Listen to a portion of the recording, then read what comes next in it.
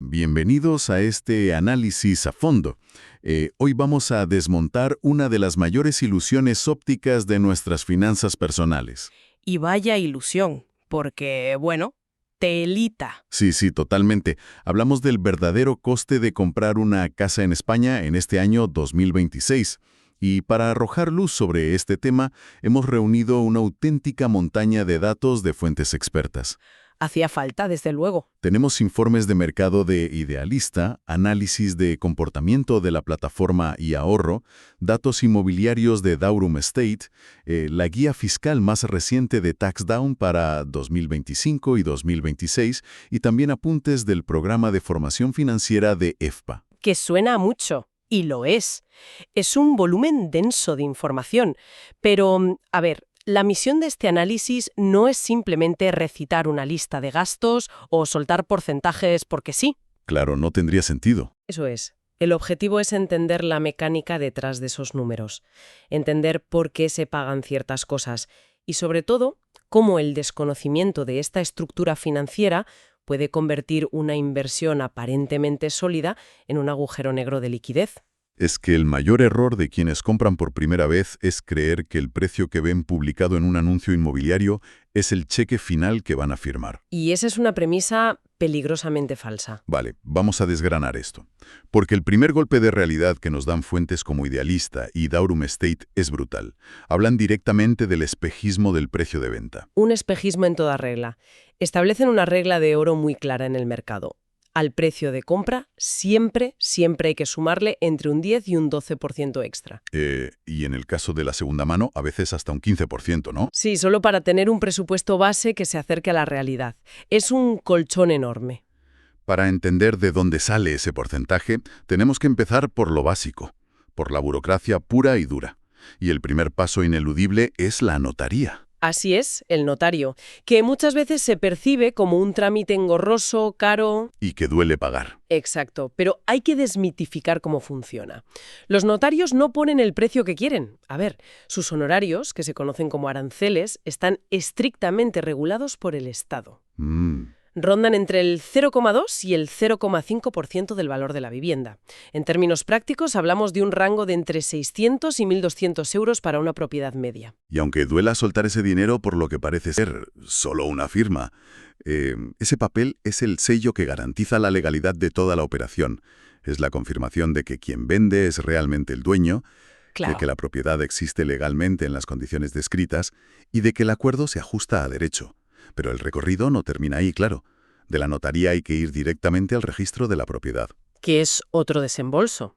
Sí, supone entre 400 y 800 euros más, es decir, un 0,1 o 0,25% adicional. Y este es un punto donde mucha gente se plantea si se puede ahorrar ese dinero. Porque inscribir la escritura en el registro técnicamente no es obligatorio por ley en una compraventa sin hipoteca. Ah, claro, si pagas al contado. Eso es.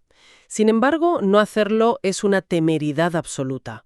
El registro es el mecanismo que otorga seguridad jurídica frente a terceros. Si alguien no inscribe su vivienda a ojos públicos, la propiedad sigue apareciendo a nombre del vendedor original. Exactamente. Y esto expone al nuevo comprador a que embarguen la casa por deudas del antiguo dueño, o incluso a que éste intente venderla de nuevo. Madre mía, vaya susto. Así que pagar esos 800 euros es, básicamente, comprar un escudo protector indispensable. O sea que intentar ahorrar en el registro es comprar billetes para un desastre financiero futuro. Y a esta triada burocrática se suma la figura de la gestoría. Que añade otros 300 a 600 euros a la factura. Según los manuales de EFPA, este gasto es opcional si alguien compra al contado y decide hacer el papeleo por su cuenta. Ya sabes, liquidando los impuestos y llevando las escrituras al registro personalmente. Sí, pero si hay una hipoteca de por medio, la historia cambia drásticamente. Cambia por completo, ¿verdad? Totalmente. Cuando un banco presta cientos de miles de euros, no va a dejar en manos del cliente la responsabilidad de inscribir correctamente la garantía hipotecaria en el registro. Lógico. El banco impone su propia gestoría de confianza para asegurarse de que todo el proceso es impecable. Porque si hay un error de forma y la hipoteca no se inscribe, el banco pierde su garantía sobre la casa. Por lo tanto, quien pide financiación asume el coste de esa gestoría sí o sí. sí o sí. Lo que nos lleva a un aspecto fascinante que recogen los informes de iAhorro. Revisando las reseñas de usuarios recientes como Sonia o Javier, se nota un patrón muy claro. Cuéntame. La gente no se queja tanto del coste de la gestoría. Al contrario, lo valoran enormemente. Comentan el alivio inmenso que supone que alguien les facilite la vida. Es que tiene todo el sentido del mundo. Claro, el ciudadano media no tiene conocimientos financieros avanzados, ni las mañanas libres para lidiar con la administración tributaria. Enfrentarse a la burocracia genera una ansiedad paralizante en este tipo de operaciones. Pagar a un gestor, en muchos casos, es pagar por paz mental y por la seguridad de no cometer un error al liquidar impuestos que acabe en una multa. Lo fascinante aquí es que todo este entramado de notarios, registros y gestorías, por muy abrumador que parezca, es en realidad la parte más pequeña del gasto extra. Es verdad. El verdadero impacto financiero, el que destroza presupuestos, viene dictado por el sistema tributario. Y el sistema español divide el mercado en dos realidades paralelas dependiendo de si la vivienda es de obra nueva o de segunda mano. Es una bifurcación total y absoluta. Empecemos por la primera vía, la vivienda de obra nueva. En este escenario, el impuesto dominante es el IVA. El famoso IVA. Quien estrena casa en la península o en Baleares paga un 10% de IVA sobre el precio de venta. Que es un pico, las cosas como son. Las excepciones son muy específicas. En Canarias se aplica el IJIC al 7%, y si se trata de una vivienda de protección oficial de régimen especial, la carga baja a un 4%. Pero el IVA nunca viene solo. Nunca. Siempre trae un acompañante que suele generar bastante confusión. Se trata del impuesto de actos jurídicos documentados, el AJD. El famoso AJD. Sí, para comprenderlo hay que diseccionarlo. Tiene una cuota fija, que es residual, unos pocos céntimos por cada folio de papel timbrado notarial que se utiliza, ¿Vale? pero el verdadero peso recae en la cuota variable, que depende de la comunidad autónoma y se mueve entre un 0,5 y un 1,5% del valor de la compra. Sin embargo, hay un detalle histórico sobre el AJD que cambió las reglas del juego en el mercado inmobiliario, a raíz de una sentencia del Tribunal Supremo en noviembre de 2018. Uy, ese fue un momento sísmico para los bancos y los compradores. ¿Cómo quedó la balanza tras esa decisión judicial? Pues a ver, antes de esa fecha, el comprador asumía absolutamente todo el peso del AJD, tanto de la compraventa como el de la hipoteca. Todo recaía en el comprador. Exacto. Tras el cambio de paradigma, la carga se dividió. Hoy en día, el AJD asociado a la escritura de compraventa lo sigue pagando quien compra la casa. Vale. Pero el AJD que se genera al firmar la escritura del préstamo hipotecario debe asumirlo el banco prestamista. Fue una medida diseñada para aliviar ligeramente el desembolso inicial de las familias al hipotecarse, aunque los bancos, lógicamente, terminan ajustando sus márgenes de interés por otro lado para compensar ese coste. Claro, el dinero siempre sale de algún sitio. Una victoria a medias, pero que al menos reduce la cantidad de dinero en efectivo que hay que tener ahorrado el día de la firma. Ahora, si dejamos la obra nueva y pasamos a la vivienda usada, el IVA y el AGD desaparecen de la ecuación principal. Y entra un nuevo gigante. El ITP, el impuesto sobre transmisiones patrimoniales. Y aquí es donde las comunidades autónomas tienen el control absoluto, fijando tipos que van desde el 6% hasta el 10%, o incluso más. Para aterrizar toda esta teoría fiscal, los datos de Idealista nos ofrecen un ejemplo que ilustra perfectamente la magnitud de esta división tributaria. Los ejemplos prácticos son la mejor forma de visualizar este impacto, sí. Si tomamos una misma cifra base, las diferencias son sorprendentes. A ver, ponnos el ejemplo. Imaginemos la compra de una casa por 200.000 euros en Madrid. En este año 2026, si esa propiedad es de obra nueva, el presupuesto real se dispara. Hay que calcular unos 20.000 euros de IVA. ¿20.000 euros de golpe? Sí. Sumarle unos 1.500 euros del AJD madrileño y añadir los 1.800 euros de la burocracia de notaría, registro y gestoría. Hablamos de casi 23.300 euros en gastos. El coste total sube a 223.300 euros. Un salto considerable respecto al precio del anuncio.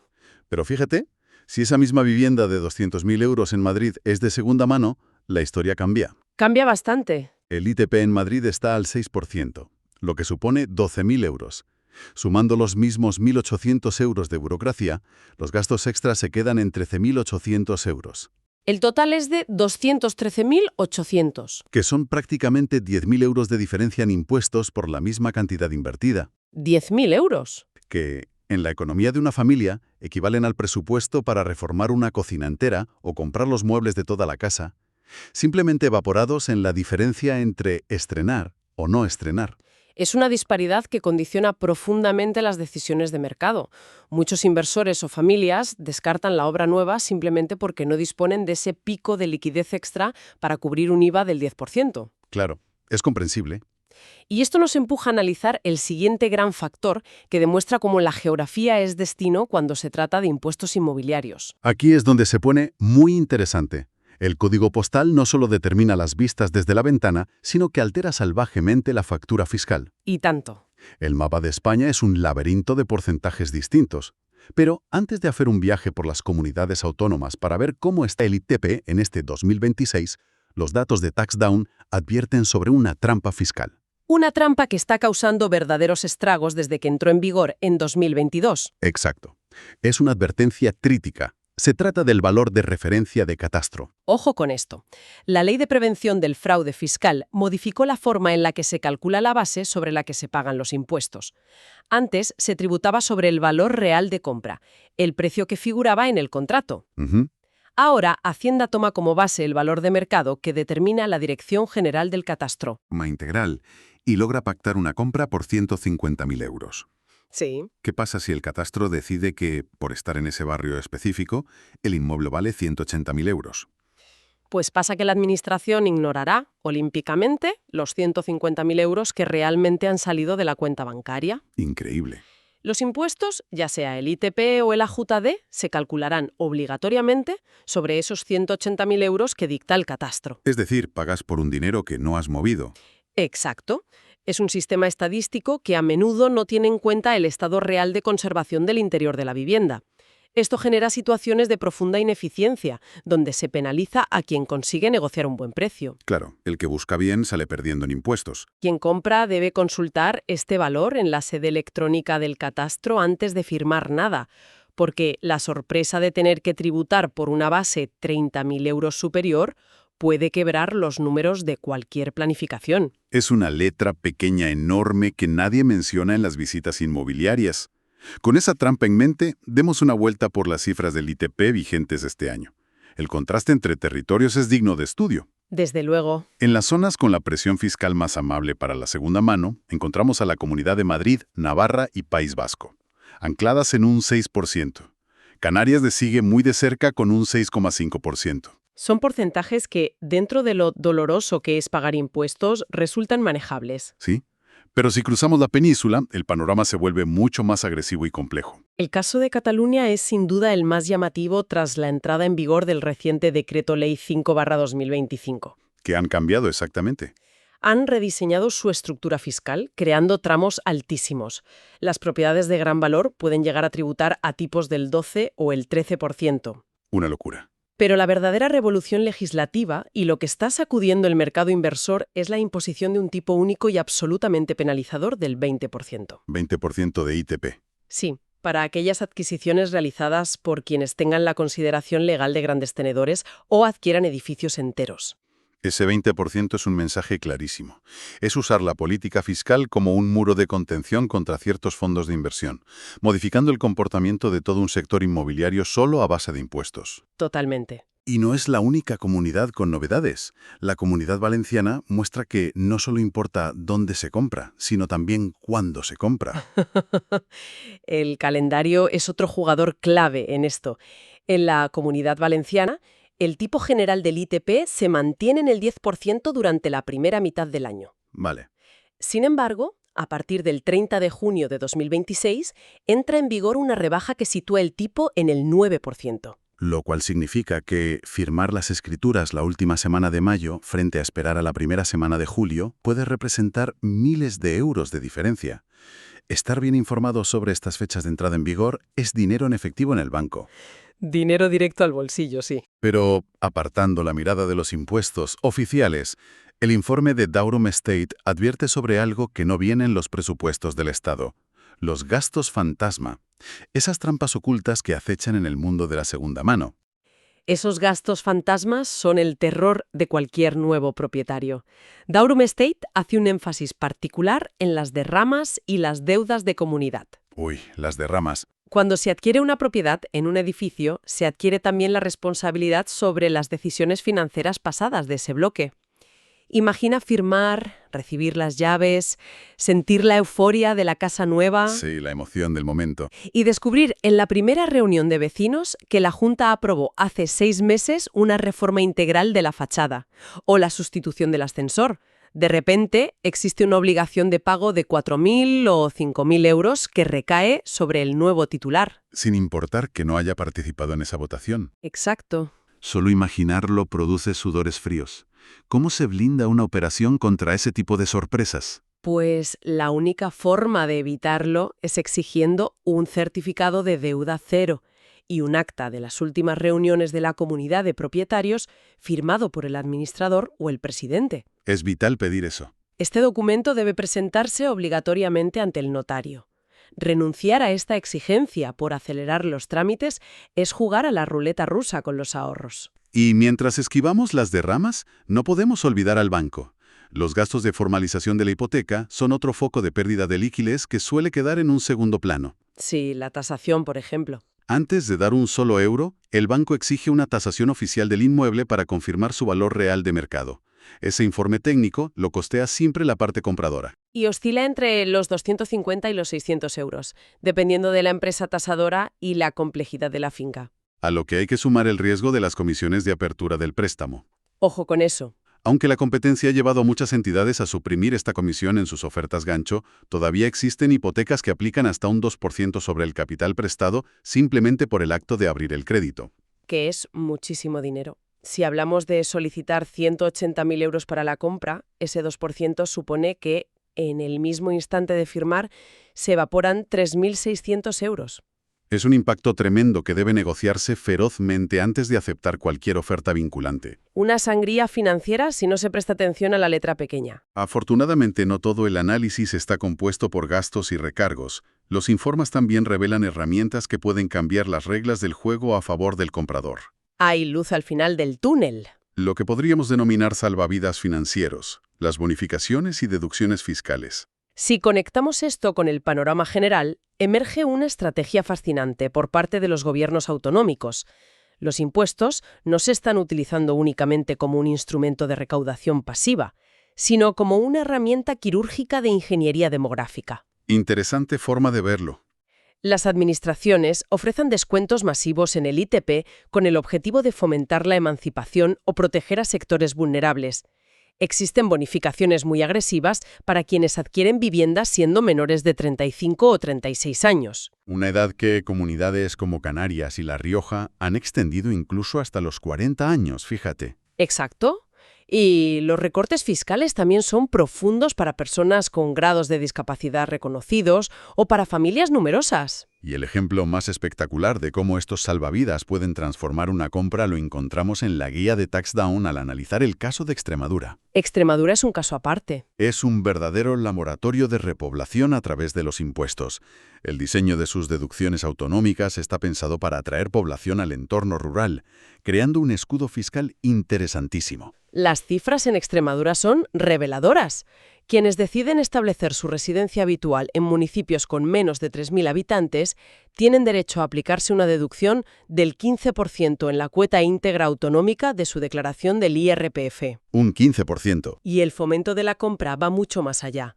Los contribuyentes jóvenes pueden deducirse un 25% de los intereses pagados por su préstamo hipotecario, con un tope de 1.000 euros anuales. Y la ayuda a la inversión directa es aún más potente. La normativa extremeña permite una deducción del 10% de todo el capital invertido en adquirir o rehabilitar una vivienda en estas zonas rurales. Y el límite anual de esta deducción supera los 9.000 euros. Son miles y miles de euros que retornan al bolsillo de quien apuesta por fijar su vida fuera de los grandes núcleos urbanos. Es una política que cambia por completo el cálculo de rentabilidad de una propiedad. Desde luego. Y hablando de recuperar dinero, hay un detalle que la inmensa mayoría de la población ignora y que constituye un pequeño tesoro en medio de tanto gasto burocrático. Ah, sí. Existe un margen de negociación en los despachos notariales que casi nadie utiliza. Exactamente. Resulta que, por ley, los notarios tienen la potestad de aplicar un descuento de hasta el 10% en sus honorarios arancelarios. Y claro, no es algo que ofrezcan de forma voluntaria al cruzar la puerta. No. Pero si se solicita un presupuesto previo y se planteó la posibilidad, están habilitados legalmente para conceder esa rebaja. Hablamos de una simple pregunta que puede ahorrar 100 o 200 euros sin apenas esfuerzo. En un proceso donde cada euro vuela a una velocidad de vértigo, recuperar ese 10% es una pequeña gran victoria. Es un consejo de optimización financiera de primer nivel. Demuestra que en el sector inmobiliario la información precisa es la única forma de proteger el capital. Sin ninguna duda. Entonces, ¿qué significa todo esto? Si recopilamos todo lo analizado, el mensaje central es contundente. Planificar la adquisición de un inmueble basándose únicamente en el precio publicado es garantizar el fracaso financiero. Totalmente. El presupuesto real exige añadir ese colchón innegociable de entre un 10% y un 15% adicional. Exige investigar minuciosamente el código postal para prever el zarpazo del ITP o del AJD. Confirmar el temido valor de referencia de catastro antes de hacer una oferta. Bucear en las posibles deducciones autonómicas por edad o ubicación rural. Y jamás firmar sin un certificado de deuda cero de la comunidad de vecinos. La diferencia entre asimilar esta información o ignorarla es abismal. Tener este nivel de conocimiento es lo que separa a quienes logran construir un patrimonio sólido y seguro para el futuro de quienes caen irremediablemente en una trampa de liquidez. Es que afrontar la compra sin calcular al milímetro estos sobrecostes es lo que condena a muchas economías familiares a años de ahogo financiero, transformando un proyecto de vida en una tensión constante para llegar a fin de mes. La educación financiera es, sin duda, el pilar más importante de cualquier operación inmobiliaria. La falta de preparación se paga en euros, y no precisamente pocos. Ha sido un recorrido intenso y revelador por las verdaderas cifras del mercado español. Esto plantea una pregunta importante, y es una perspectiva de futuro que rara vez se aborda en los debates inmobiliarios habituales. Cuéntame. Si observamos el mapa de bonificaciones, viendo ese ITP reducido al 3 o 4% en la Cataluña rural, esas espectaculares deducciones de miles de euros en la Extremadura vaciada, o las exenciones fiscales totales que existen en Galicia para asentar población en el medio rural, ¿Sí? ¿es posible que el inmenso sobrecoste de vivir en una gran ciudad sea, en realidad, el gigantesco coste de oportunidad fiscal que se pierde? Uf. Qué buen planteamiento. A medida que las administraciones usen de manera más agresiva los impuestos para despoblar los centros urbanos tensionados, quizás el futuro de la rentabilidad inmobiliaria y de la calidad de vida ya no se encuentre en un pequeño apartamento céntrico. Fíjate. Tal vez el movimiento financiero más inteligente de la próxima década sea, paradójicamente, buscar el código postal rural con la fiscalidad más agresiva. Es un nuevo paradigma sobre el que merece la pena detenerse a reflexionar. Una manera brillante de replantear el valor del territorio y de nuestras decisiones económicas. Dejamos esa idea en el aire para invitar a mirar el mercado inmobiliario desde un ángulo completamente nuevo. Ha sido un placer desentrañar toda esta información. Igualmente. Y esperamos que este nivel de profundidad aporte la claridad necesaria para navegar cualquier decisión de compra futura con seguridad y precisión. Hasta la próxima. Un placer acompañar en este análisis. ¡Hasta pronto!